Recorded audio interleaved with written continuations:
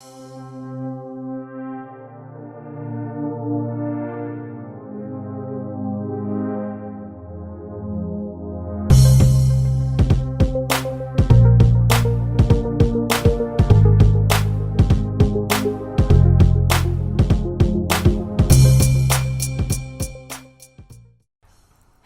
and welcome back to the channel.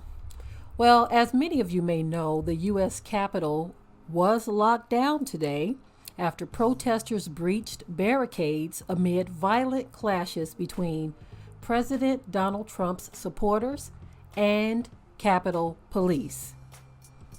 They said in the confusion, the House chambers as well as the Capitol doors were locked and debates were suspended. Now, as you all know, there is a president right now who says he is going to do everything that he can to stop from leaving the White House. He is not conceding. He believes that he has won. Many others believe that he has won as well, and he's not going to go away quietly. And so a lot of his protesters are there. A lot of his supporters are there, should I say, and they are protesting. And they are calling these violent clashes between Donald Trump supporters and Capitol Police. And so what does that say to us here in America, that there is unrest here because people don't like the way things are going? The GOP has lost their Senate majority, and so many other things are happening, and people are just not happy. People are showing their frustrations by taking to the streets and doing what a lot of people do when they're unhappy. For instance, let me give you a good example. When so-called black people see one of their own taken down, life lost, killed, cold-blooded, unarmed, they protest. You see, but America doesn't like those kinds of protests. As a matter of fact, they demonize those who are saying, look, we are tired of being shot and killed. But here, you have protesters that are storming the White House. Some of them have guns. Some of them are violent, suspicious packages, threats, tearing down barricades, attacking police, doing all kinds of things. But no one, or should I say, the majority race doesn't compare those two the same. They don't see those two as the same.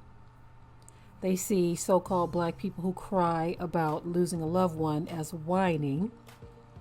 And they see these people as protesters who are just unhappy with what is going on in the White House or in this country. And so they will not demonize this the way they will demonize a person who, or a group of people who are protesting for something a lot more serious. And so you see violent clashes. When you hear the word violent, who's being violent here? Is it the police or is it the protesters? You got buildings being evacuated, government buildings being evacuated.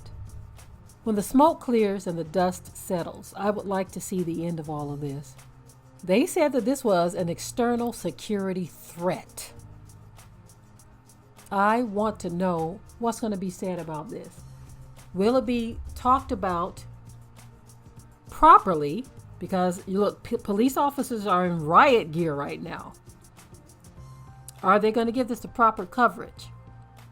Or are they going to downplay it? Tell me what your thoughts are in the comment section.